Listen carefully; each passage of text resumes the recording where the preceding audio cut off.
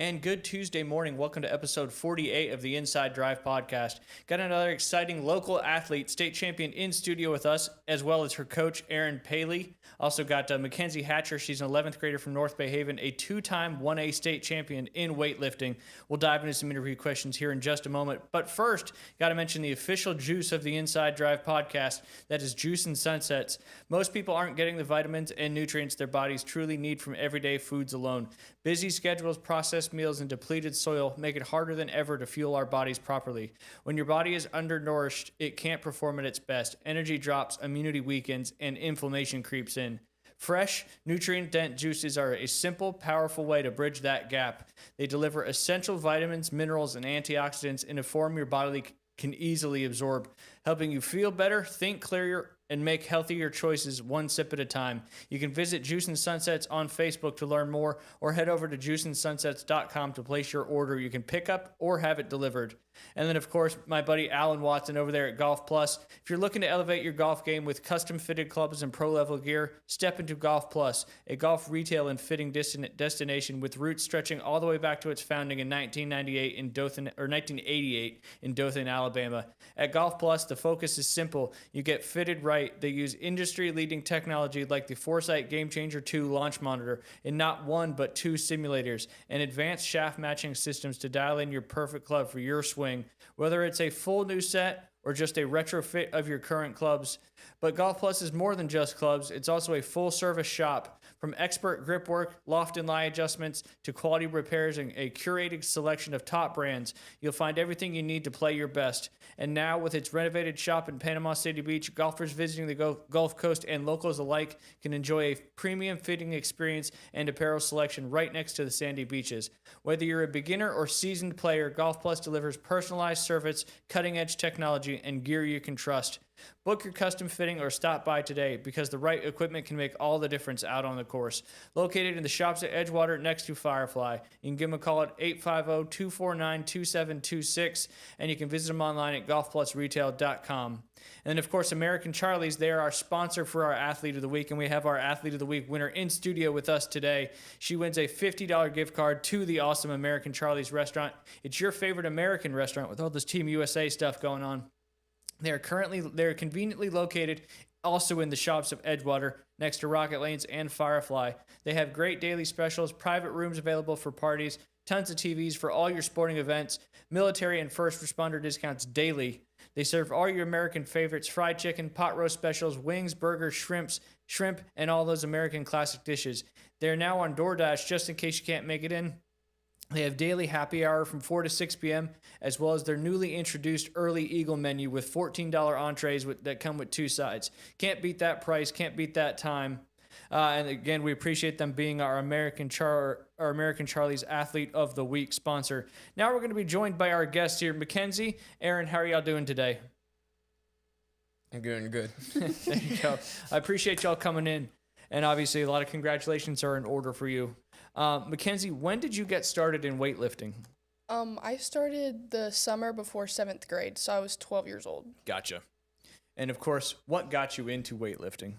So I actually started by playing JV football in middle school. I had a coach that came to me and said I would do good on the team, so I had to do weightlifting if I wanted to play football. Awesome. And then from there on, you just loved it and kept doing it. Obviously, you're a two-time state champion from this particular state championship. What were the two events that you won? I've won Olympic, which is snatch and clean and jerk, and traditional, which is clean and jerk and bench. Gotcha. So they put the bench with the clean and jerk on that one. I did not know that, so that's cool.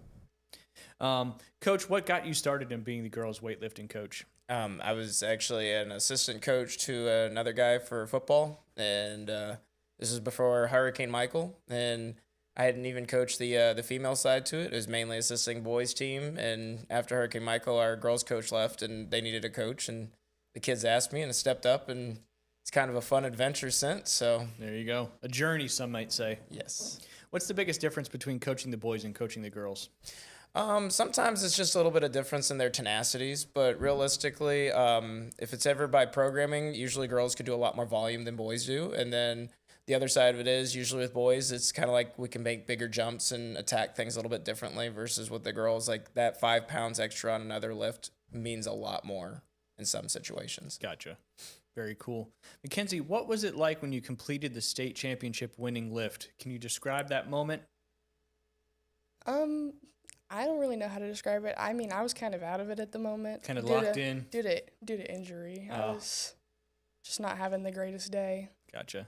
But obviously you went on to win 2 of them. So obviously you overcame that challenging day. Coach, what about you? What was that moment like when you saw her, win those 2 state championships? So on the Olympic side, it was really awesome to see how well she responded. She was having some injuries and stuff kind of pop up towards the end. We really wanted to show what we could do, and unfortunately, on just that day, it just wasn't there. So to see her tenacity to be able to go out and do what she did is a really special moment. To know that even though she knew she was going to win the Olympic side by a lot, we still had our own little battle that we were working with. So I was really proud of her for that side. There was a matter of fact, I know she'll probably love this. She missed her opener on the start of it. However, with all of the times that I've seen her go through her development, she was able to handle that with so much more grace than the Mackenzie that I remember coaching at the very beginning. So I was super proud of her on that side of it. And then traditionally, she normally doesn't have like more of the competitive side to bench, but her clean and jerk is so high. I mean, she clean and jerks 230 plus pounds. Jeez. So she's an absolute unit on that side of it.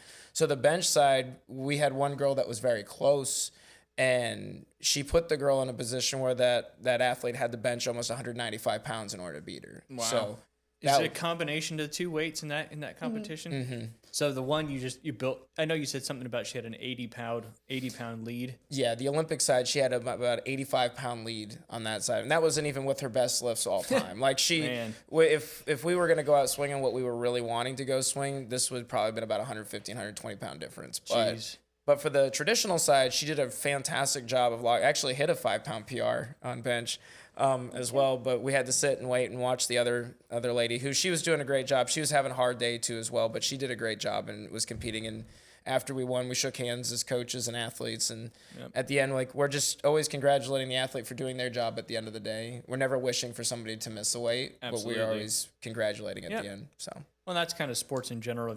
Most team sports too, if you just do your job, that's how you can be successful. Mm-hmm. Mackenzie, what did you have to tell yourself when you were obviously going through a little bit of a challenge there in that state championship with the injuries popping up and stuff like that? How did you mentally handle that, and how did you persevere to go on and win? Just honestly that I've been through harder. Just an injury wasn't going to stop me, no matter how bad it hurt. Absolutely. That perseverance, and you kind of channeled some of your previous experiences. Good stuff there. I know you mentioned you played football. Do you play any other sports? And if you do, how do they help you with weightlifting and vice versa? I've done almost every sport there is except, what have I not? Volleyball. I've played every sport except for volleyball. And how do those sports help you in weightlifting? I never stuck with any of them for super long, so I think weightlifting has always just been my thing. Gotcha. And when did you realize how good you were at weightlifting? In 8th grade, probably, I was the first ever 8th grader to medal at my high school. Wow, that's impressive. So then you kind of went on from there. Mm-hmm. How many was this your first appearance at a state championship? And I apologize if it's not. This was my 5th. Nice. So had the other experiences down at the state championship helped you in this particular state? Yeah, it definitely helped because the crowds of people, there's a lot of people, it's loud, and you just the lights are bright. You have to be prepared for things like that because it's very overwhelming. I bet. So with that being said, what does a typical week of training look like for you? I usually work out 4 to 5 times a week for about an hour to 2 hours every week. And is there recovery? I mean, obviously you're doing it daily. So what does your recovery routine look like? Usually midday through the week, I'll do like a recovery day, which is like stretches and just things like that. Gotcha. And these are just some questions that I'm curious about as well. I love to learn the inner workings of how all these sports go. What was the hardest part of your journey to the 2 state championships that you won? In your whole weightlifting journey, not just the journey to that state championship. I had an issue with body weight for a really long time. I was cutting weight when I didn't need to, and it was making me a lot weaker than I should have been. Gotcha. And what do you got to do you just got to, work out and eat and all that to get your weight back up? Yeah, I've had to do that a lot recently. I've gained almost 10 pounds since last year, since the last state meet, which has helped me a lot. Gotcha. That help you give you more strength and that kind of stuff? Yeah. What is the hardest lift mentally that you've had to do, and what is the hardest lift physically that you've done so far? Snatch for both, honestly. It's one mistake and you can lose it all. Gotcha. A lot of pressure there, that's for sure. Speaking of pressure in big meets, how do you handle that big pressure, like in the state finals? Just think it's just you and the bar. Yep. That's the only thing you can do. Awesome. This kind of rolls back to what you guys said earlier. Have you ever failed on a big lift? And if so, what did you learn from it? Because a lot of times in other sports, like I relate this to golf all the time, before you can learn how to win a golf tournament, you've got to lose a golf tournament because I feel like it makes you want it more. So is that kind of similar if you failed on a big lift before? Yes. I have tried a state record twice now, and I have missed it both times. And then that kind of helps you prepare for, when you're not going for that state record. Mm-hmm. What is the current personal record that you are most proud of? I think you said you had one down there at state. Probably I like my snatch a lot. I can snatch 190 pounds. Wow. In what you do, how important is technique versus raw strength? I think they're both equally as important because with good technique, it's a lot easier to lift, but strength is also a very important factor to it. Gotcha. And how much time do you dedicate on strength versus technique? Or is it, like you said, kind of 50-50? I would say 50-50. I have worked a lot more on technique now recently because I've been having issues with it, but just depends on the person. Well, and that's true. Again, getting back to all sports, usually it always falls back to fundamentals. If you just do your job and follow fundamentals, the rest kind of takes care of itself. Who has helped you the most along the way, and how important is a good support system for you? Definitely Aaron. He has helped me a lot, technique-wise, strength-wise. He's always there when I need him, even if it's not in weightlifting. Gotcha. Coach, how often does an athlete like Mackenzie come through your program? Right now she's our first as far as what she's done in our program. When I say that, that's a little bit outside of the high school side of it. For the high school side, we've had several state champions. We've had a lot of back-to-back state champions, but we've never had an athlete that has been able to take a state record or at least attempt that. So it was always fun to say, like, as athletes, we like to talk a lot about, and even myself still as an athlete, we like to talk about PRs a lot, but as a coach, there are PRs in that as well, too. There's PRs for that athlete, for you as a coach to look at. It goes like, man, we've never, now we're here. And then how do we either A, replicate and or B, get better from that position, right? There should be always a process of looking at how to get better. So I think amongst the halls of North Bay Haven when it comes to state champions, she's definitely ranked up there very, very high, in my opinion. Awesome. Sounds like you should be in the North Bay Haven Athletic Hall of Fame, if that is something that exists. Coach, how much do you have to help push and motivate Mackenzie, or does she kind of have that drive and discipline to do it on her own? I think a lot when we were starting off, there was a lot of needing to help in which direction to push. I think she knew she knew to push. I don't think there's ever been a question, kiddo, with when you want to push, but I think it's more directional for her. And the big thing that I love about that is that I don't have to just get onto her to do things. She already knows. It's like, hey, we have to do this, and this is something we got to get done. And yeah, there are days where it's like nail biting to get certain things done, but she does. She knows that internally, it's like, I do have to do this. Well, and kind of every elite athlete that has serious success has that discipline and drive that, isn't, as common as probably some people think it is, because being disciplined and doing the work when no one's looking is, how you're successful. And it sounds like that's a big part of your routine there, Mackenzie. What is your personal record that you're most proud of? Did I already ask that question? I don't think so. My snatch. That's right. All right, moving on to you guys.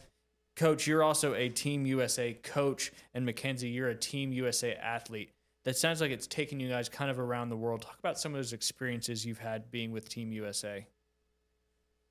We've been to Ecuador, Peru, and Mexico all within the last 2 years. And are those competitions down there in those other countries? How successful have you been in those competitions? I've done pretty good in the last couple. In Peru, I was number 9 in the world, and then Wow. when we were in Mexico, I got 3rd. Sweet. That's awesome. Hence being on Team USA. And also being up a weight class in that one too, because you competed. I did. Go Yeah, up a did a weight good job with that. class. How much harder is it when you go up a weight class? It's definitely a struggle, especially being at the lighter end, because those girls do have a body weight advantage on you. Which gives you more leverage and strength. Mhm. So, like, what is your weight class now? I know it's 169, but what does that go to? So it's from I apologize for the ignorance on the weight You're okay. classes. 154.1 to 169, and then in kilos, I'm a 77 kilo lifter. Gotcha. So you slid into that next one, which probably went 10, 20 pounds up from where you were. Yeah. That's got to be hard. How much has being with Team USA helped you in your weightlifting career? It's definitely given me a lot more eyes on my lifting. There's definitely a lot more coaching to be there, like just more people to give feedback. Aaron, when did you join Team USA coaching for weightlifting? Well, the fun part to that is once an athlete makes it, the coach that's their athlete gets to become that Team USA coach, which Awesome. is really cool. She made her first bout to that in Pittsburgh, and it was a moment where I think we both had a really fun moment to sit there. It was like we're here. We did this. She had to hit a qualifying total to be able to be a part of Team USA. But I have, just like she's thanked me quite a bit, I have a lot to thank her for as well, because positionally as a coach, I'm able to talk with other high-level coaches. I mean, I'm able to call and talk, and not just about her technique, but just about coaching in general. In general, yep. Yeah, so. Kind of a cool symbiotic relationship that you guys have when it comes to weightlifting. Mm-hmm. You benefit him, he benefits you. I don't know if it can be any better than that. Mackenzie, what's next for you in weightlifting? What are your goals? Obviously, you're in 11th grade, so you've got one more year as a senior. What does the future look like for you? In 2 weeks, I plan on going to the Arnold to try to re-qualify for a junior team for Team USA. And then next year for high school, I plan on breaking records. Sweet. Sweet. And then, of course, the cliche question, where do you see yourself in the next 5 years? Any Olympic aspirations? That's the goal, always. I love it. It's kind of out there and you're just working towards it all the time. And I'm sure you're a role model for a lot of young girls, especially wanting to get into weightlifting in different sports, whatever it may be. What's some of the advice you would give them if you could tell them today? Just always keep pushing and don't cut weight when you don't need to. There you go. Is it hard keeping weight up, especially when you're working out all the time? Not when you fuel your body like you should. I would definitely say to eat like you're supposed to. Don't skip meals. Drink plenty of water. Just fuel your body. If you're hungry, eat. Yep. Heavy protein, right? Absolutely. So obviously, same thing. How important is that diet for your success? Just what you're putting in your body every day. Do you work with somebody that's like a nutritionist, or you just kind of do it all on your own? My mom does a lot of my meals for me, Awesome. so she meal plans most of the week for me. Lunch, dinner, breakfast, that sort of thing. So a big part of your support system, obviously, is that as well, too, with your mom helping out with your diet and all that good stuff, which, again, with every sport, your diet is so darn important, especially what we know now about our food here in the great United States of America. Coach, anything else you'd like to add, on y'all's journey through this weightlifting process? And where do you see yourself in the next 5 to 10 years? Okay.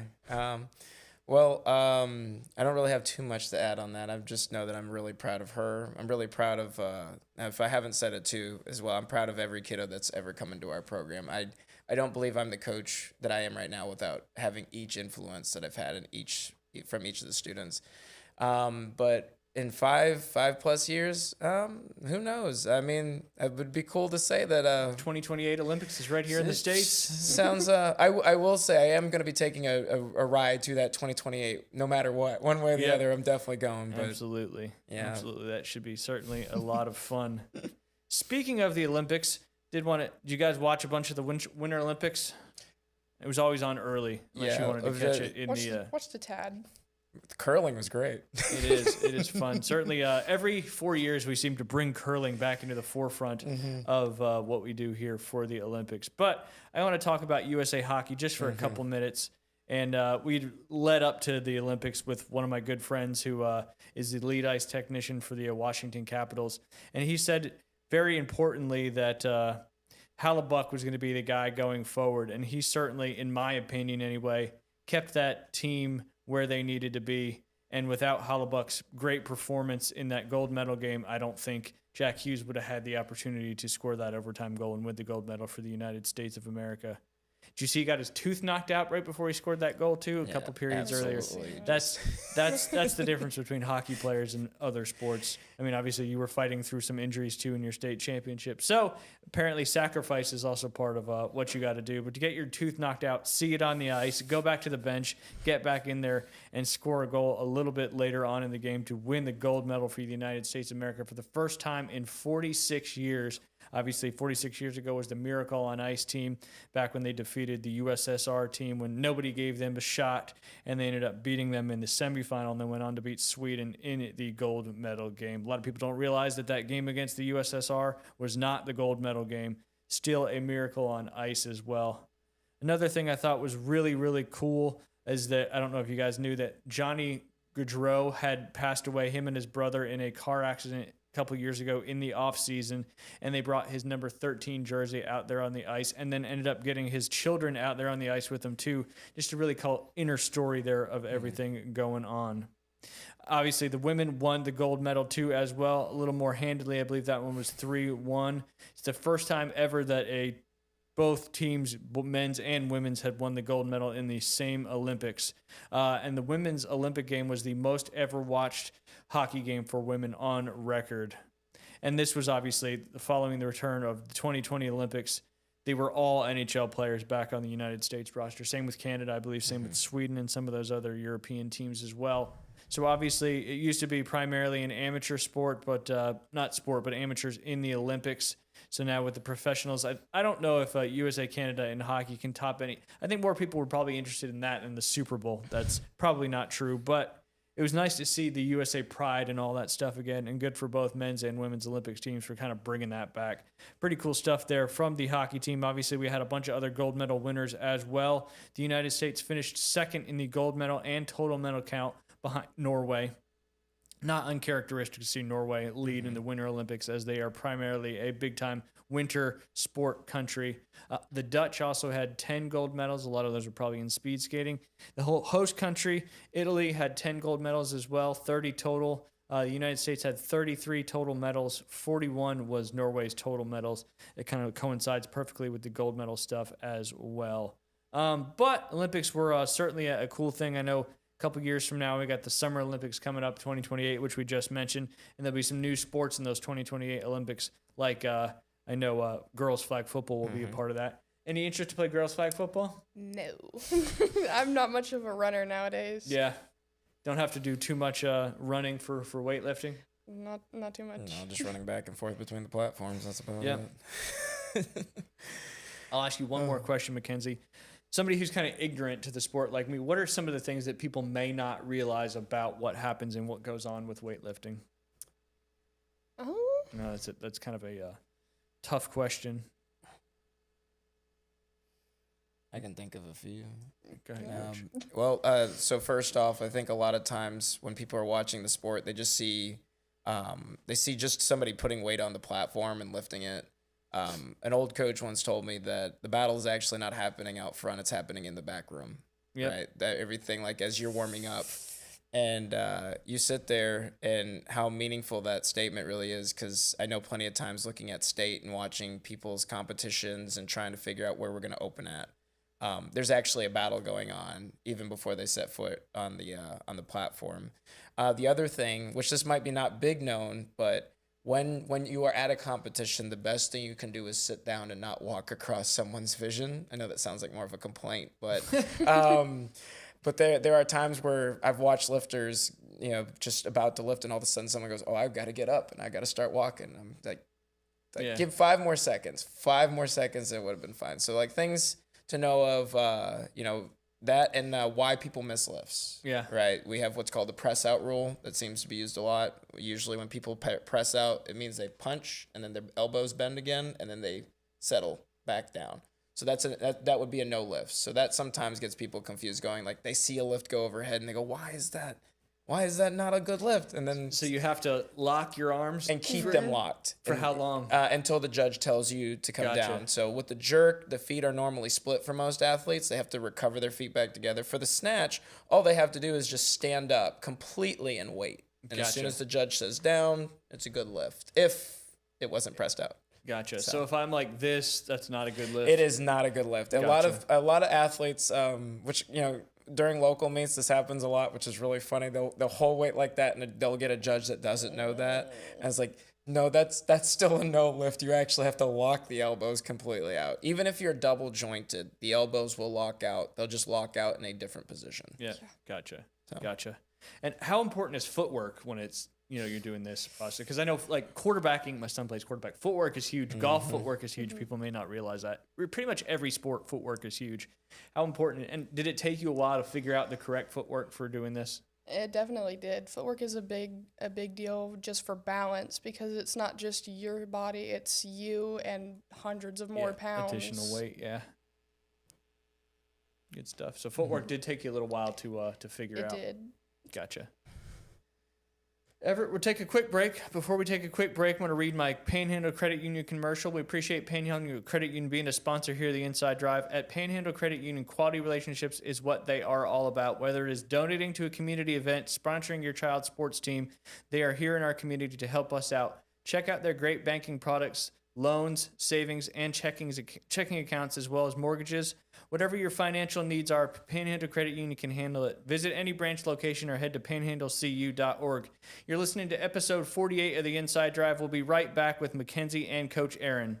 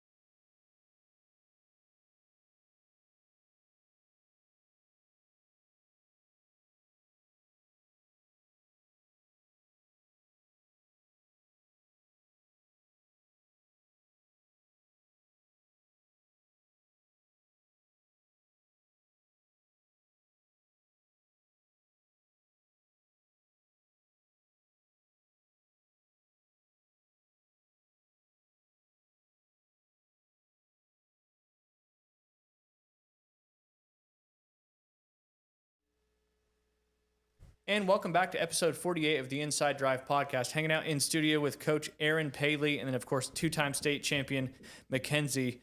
Mackenzie, we were talking off air there real quick. There's some internal competitions between other people in the weightlifting world.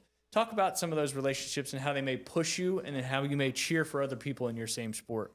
So it's me and my friend. Her name is Elle Bays. And I wouldn't say there's much competition between us. She does beat me quite often. But we have a really good friendship. It's not like mean competition where we hate each other's guts. Like, Yep. Healthy competition Yes. that pushes both of you. Like that kind of stuff. Now, did you go up against her in the state finals? I did not. She's in a different division as me, so we've actually never competed each other in high school. But outside in different competitions, you've competed against each other. And you were also talking about you did have a state record, personal record for a few moments at the state championship. Talk about that just for a second. So I snatched, was it 86 Yeah, it kilos? was 86. 86 kilos, which is about 190 pounds. I had that record for about an hour and a half, and then Elle broke it. Gotcha. Still cool though. You had it for just a little bit. Any other state records that you've had for just a moment, or have currently in your Technically, stats? the total. Technically the total record, I had that for a little bit, and then Elle broke it later on. Same thing. Mhm. And is she someone that you go up against fairly regularly? Every now and then, mostly international meets, we'll go against each other. Gotcha. Do they do the state records by weight, or they do it by classification and weight? So for like USAW, they do age and weight, and then high school they do like the whole state is one. It's just like your weight class. Gotcha. I'm going to ask these questions because I'm really actually curious. I want to talk real quick before we get out of here. We got about 15 minutes left.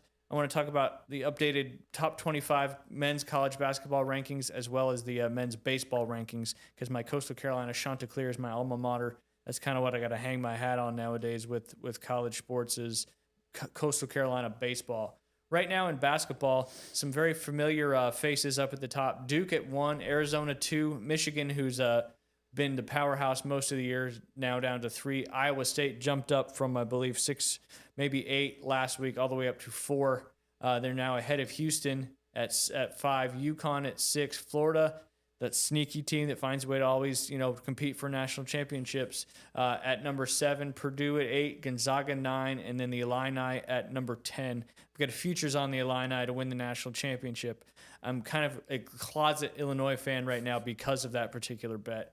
And then on the baseball side, the D1 America baseball poll, the UCLA Bruins lead the top at 6-1, and then the LSU Tigers 8-0, Texas 7-0, Mississippi State 8-0, Georgia Tech 8-0, Arkansas 6-1, Auburn 6-1, North Carolina 6-1-1. I guess you can tie in baseball in this day and age. And then number 9, my Coastal Carolina Chanticleers. They have 2 losses though, but a lot of SEC teams in that top 10. You got 1, 2, 3, 4, 5 SEC teams in that top 10, which is not surprising because SEC baseball over the last several years has really, really increased their ability. Do want to talk about Ponce de Leon's boys basketball team. They are competing tonight in the Rural State semifinals with a trip to the championship on the line. The other state semifinal is Williston and Trenton. Don't ask me where they are because I do not know. But Ponce de Leon is going to be going up against Crossroad Academy, who is the team that beat Port St. Joe in the quarterfinal or the region finals. So Ponce de Leon is the rural region, I believe, Region 1 champion, with an opportunity to go up against a really, really good Crossroad team coming up this afternoon, actually at 2 p.m. If they go on to win, state championship will be on the 27th, which I believe that is Friday of this week coming up. I know that because I'm going to be calling the Mosley and Arnold girls flag football game over there at Gavlock Stadium this Friday. I'm looking forward to that for sure. And then got to talk about some of the other local games here in the market tonight, as I always do. Want to support those local athletes, those local sports. Of course, as I always say, get out there and support these young men and women. As I know, growing up, when the stands were full, it was always a lot more fun. On the softball side of things, Bay will be taking on Lighthouse Christian Academy. They are 1-1. Bay so far is 0-1. And then Arnold will be traveling to Holmes County. They are 1-0 to take on 1-1 Holmes County. Girls flag football, Bay and Rutherford go underway tonight over there at Tommy Aller Stadium. Both teams looking for their first win of the season. Bozeman 3-0 in softball will be traveling over to the Walton Braves, who are looking to find their first win of the season. And then in baseball, 3-1 Mosley will be taking on 0-5 Rutherford. Softball as well, you've got Mosley and Sneeds both without a win yet. Obviously, one of those teams will have a win coming out of this evening's game at 6 p.m. And then a big baseball game, cross-county rivals. You got Bay, who is 4-1, traveling to the baseball stadium over there on the Gavlax Sports Complex to take on Arnold, who is currently 3-2. Speaking of Arnold, I do want to give a shout-out to Cooper Moss, Steve Moss's son, who is at the University of Florida. He gets his first start tonight for the Florida Gators as a young freshman. I believe that game will be on ESPN Plus for anybody who wants to check that out. And then last but not least, you got Bozeman, who is 5-1. Holmes County is 2-2. Will be traveling to Bozeman. Mackenzie, any sports you'd like to get out and watch, obviously, besides doing your weightlifting stuff? I'm not really sure. I don't really watch a whole lot of spring sports. Gotcha. Fall sports? Winter sports? Not really. I just do weightlifting. Gotcha. Kind of it. Stay in your bubble? Yeah. I understand. Well, I appreciate y'all coming on the show so very much. One more sponsor before we get out of here, and that's my favorite restaurant, Firefly, right there also in the Edgewater Shopping Plaza. I feel like there's a theme with all my sponsors here on the Inside Drive. If you're looking for an unforgettable dining experience on Florida's Gulf Coast, there's only one place to go. That is Firefly, right in Panama City Beach, where casual elegance meets world-class cuisine. Whether you're celebrating a special night out or just want phenomenal food with a seaside vibe, Firefly delivers that exactly. From award-winning fresh Gulf seafood and perfectly seared steaks to a world-class sushi bar, signature cocktails, every dish is crafted with passion and flair. Step inside and you'll find an atmosphere that's warm, welcoming, and refined, ideal for date nights, celebrations, or simply savoring an evening with friends. With an ever-evolving menu and dedicated service staff, Firefly is more than dinner, it's an experience. Make your reservation today and taste why Firefly is one of the top dining destinations in Panama City Beach, if not the entire Gulf Coast. Visit their menu online, enjoy fresh coastal favorites, and become part of the tradition. Firefly, located in the shops of Edgewater. Book now online at fireflypcb.com and just dine with distinction. One more question, Mackenzie, before we get out of here. What's up next for you on your weightlifting agenda? I plan on lifting at the Arnold to try That's to. right, yeah. That's the junior USA team. Yes. Now, what would you have to do to qualify that, or is that based on what everybody else's scores are too, or is there a certain number you have to hit? There's a certain number. I would need a 12 kilo total PR, so I'd need to PR 6 kilos in my snatch and 6 kilos in my clean and jerk. Gotcha. Well, I wish you the best of luck, obviously, in that and then the rest of your weightlifting career. Coach, I appreciate you reaching out and getting Mackenzie on the show with us today. Very, very much appreciate it. As I always do, got to give a shout out to the 2 University Academy sports because that's where my kids go. The U8 girls soccer team, we traveled to Mowat this afternoon, our 3rd straight away game, trying to make it 8-0 on the season. And then boys basketball, who is 6-1 on the season, is traveling up to Bozeman. So good luck to the girls and boys basketball teams there from University Academy. Don't forget to like, subscribe, follow, comment, YouTube. Also follow all of our major podcast sites, Apple, Spotify, iHeart, Audible, whatever it may be. The Inside Drive is on there. Again, I appreciate y'all coming in so very much. I'm sure we'll talk soon. And Mackenzie, good luck with the rest of your weightlifting career. Thank you for listening to the Inside Drive, episode 48. We'll be back on Thursday with Jay Henley and David Hayes. Y'all have a great rest of your day.